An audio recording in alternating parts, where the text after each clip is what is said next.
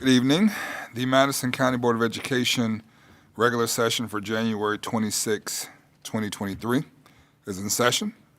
Mr. Brooks, would you do the invocation for us, please? Yeah. Let us pray. Dear Lord, thank you for all the many blessings you have given us. Lord, thank you for letting us be able to serve you and serve through you, Lord. Be with us through this meeting tonight, through our decisions, and be with each one of us represented here. Amen. Amen.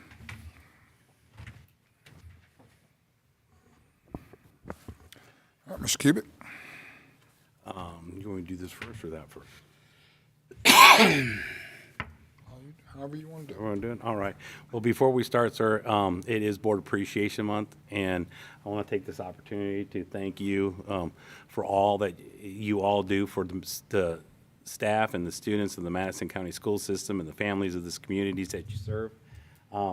Your schools have provided you with different gifts from the individual schools, and I also believe you also got something from our virtual academy that had something for all of you, since you have students in all of our virtual academies. And so at this opportunity, I just wanted to again thank you for all the support you've shown me so far, and working with you all, and I look forward to working with you further. And again, thank you for what you do for the students, the staff, and the families of the communities that you serve. We appreciate you very much. Well, thank you, Mr. Cubitt. And I want to thank our schools for the gifts. I saw it under my desk, and it's very nice. So thank all my schools and the virtual school for my gift. With that, sir, I recommend approval of the agenda dated January 26, 2023. Motion. I have a motion and a second for the recommendation for approval of the agenda dated January 26, 2023. Any discussion? All those in favor? Aye. Aye. Sir, the only informational item we have this evening is talking about the Madison County Schools final exemption policy or protocol. And I've asked Ms. Fanning to be here this evening in case you had any questions for her. You know, she is our coordinator over secondary education. So the draft that I've given you has some of the changes already. Some of the big changes are that we had some disparity amongst our schools as to how we were treating out-of-school suspension. And as we talked about previously in previous meetings, that, you know, this is a privilege that students can earn, and that's by attending and by academic performance, as well as acting accordingly in the school. So when you are suspended from school and you're out of school, you are not in attendance, and so those days should count against you for this privilege that you can earn. So that was one of the things that was added. There's also, we tried to clear up a little bit under the medical provisions. And as you notice that we talk about a chronic health condition, whether it's a physical or a mental chronic health condition, and chronic not being, you know, the flu for a couple of days, chronic being a long-standing issue that a child has. And one of the big things is having this documented by a physician, whether it is you know, doesn't matter what type of doctor, but as long as it is a physician, either a medical physician or a mental health professional physician, okay? So all absences above the allowed number of days are excused with a physician's note. And the physician's note, and so there's three parts to this. The physician's note states that the reason for the absence is directly correlated to the student's chronic mental health condition. So it's got to be a chronic condition. It can't just be the flu, you know, where you're out for, you know, they may say you need to stay home for 5 days because you have the flu. Chronic, you know, and some of the things we had talked about in the past were students who may be having to go through cancer treatments and the such, where they have to go to maybe Vanderbilt or to UAB or to a medical facility outside the area, so they have travel and different things. It also requires that the medical provisions must be requested by the parent. The request, including the physician's note, is reviewed by the local school principal in conjunction with our health services designee to determine approval.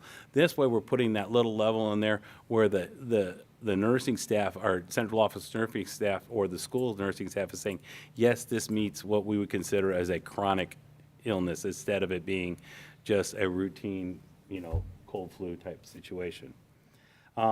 These provisions are not guaranteed and are assessed on a case-by-case basis. So that was how we strengthened that stuff. one of the things that we've also talked about is, it states up here the comprehensive final examination grade will count 20% of the final student's grade. That's already there. So the final exam is the final exam percentage. So we're thinking about just taking that out because it's redundancy as far as the statement, because whatever the final exam is what the final exam percentage is, which is 20%. So unless you think that we need to keep that in there, we were looking at striking that out because, you either take the final exam or you don't, and the weighted 20% is what the weight is for it. Ms. Fanning, is there anything else that you can think of that we haven't addressed yet? The principals have been very upbeat about the fact that we're giving this some teeth to where it's not really their decision to say yay or nay, and they're having to pick and choose. That is pretty much straightforward. And a lot of the principals said, when it's policy, we can basically say, here's the policy and this is what it is. Which brings me to the point, do we want to make this a policy or do we want to keep it a protocol? Either way, we'd have it board approved, and either way, we are going to put this in the academic guide? And is it going to be in where the final grades are, or is it going to be where the testing section, where would it be? Do you know, remember, Ms. Fanning? Final grades and then put this actual protocol or policy in the back of the academic guide. So that way there will be just a line that says appendices, and so they'll have it in the back, so the policy or protocol will be listed there in the academic guide. Does it being a protocol give us a little more flexibility to make adjustments, or is it either way, we still have to come back to the board every time to make changes to it? If it's in your academic guide, you approve that every year. Okay. It just wouldn't be in your policy manual as a separate numbered policy. Well, then I'll lean towards the protocol then, or do you have any input, Mrs. Thompson?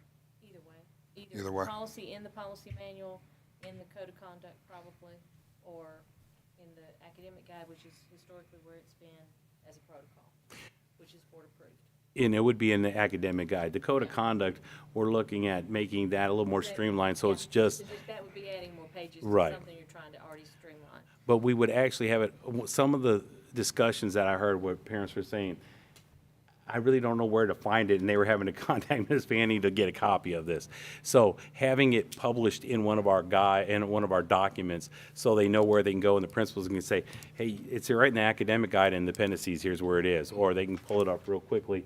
And like Sparkman High School, for instance, and Sparkman 9, they have the exemption policy posted on the walls, so that, and it's a reminder to the students that, hey, there's an attendance piece of this. You come into school every day, provides you with the privilege to possibly, exempt out of a final exam. So it is used, and it is, and so I did want to make sure that we address whether make it a policy or a protocol.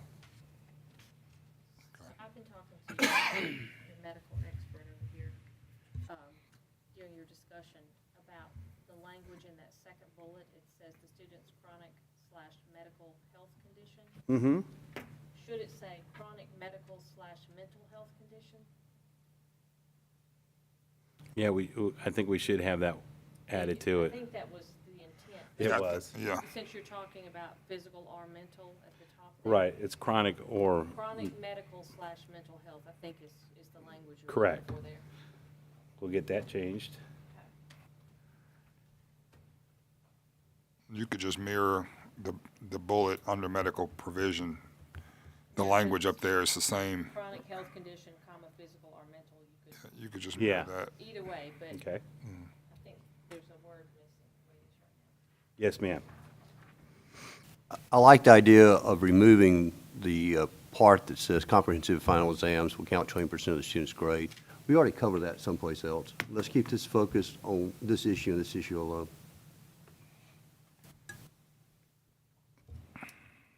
And some of the things that have come up in conversation is that the final exam or the culminating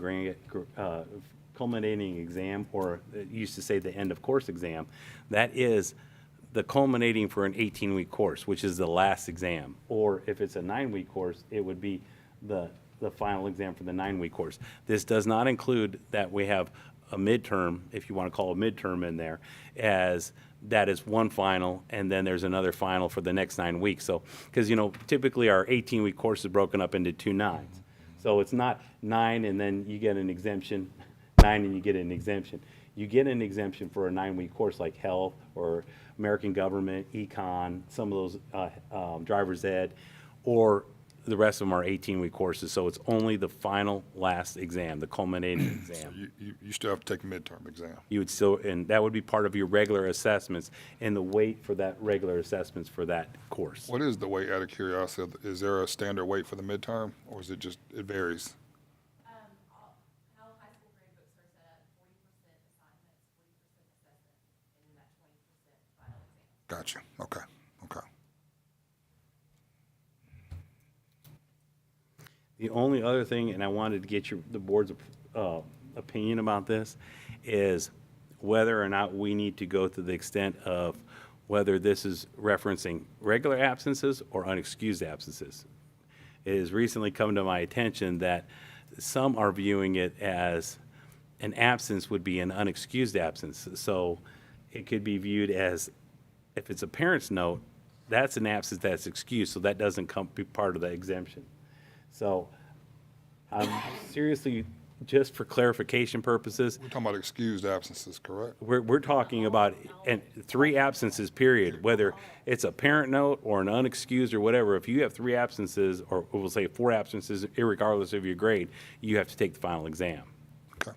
So if I need to, I don't have a problem putting in there a clarification that this is in reference both excused and unexcused absences.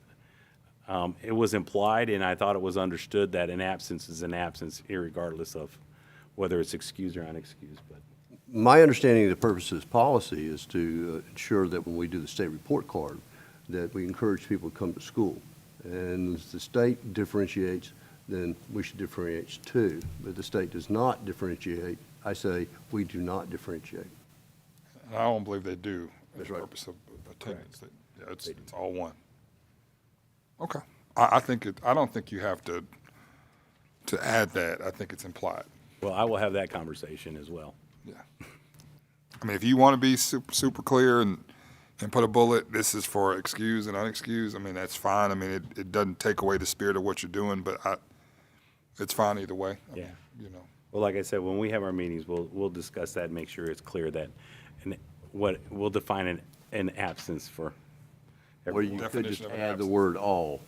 There you go, all, That's that's. Yeah. If everything's good, I'll look at bringing this back to you all on the 7th for approval, so we can get this in the guide and we can get our schools, so they're ready to roll out for the second semester and get some uniformity across the district for all of our high schools. Okay. Okay. Mr. Superintendent, when you bring that back, I suggest you bring it back as approval of the protocol and amendment to the academic guide, since it's already approved for next year, correct? If that's where you're gonna put it, then just do it as an amendment also. Okay. Does that make sense? So approval of a final exam, exemption protocol, and academic guide. Yes, Okay. sir. Correct.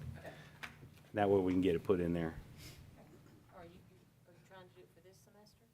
Yeah, this will be for this second semester for the exemption, but we want to also get it in the academic guide so that they have it for print, because they're getting ready to, get it all finalized and sent out.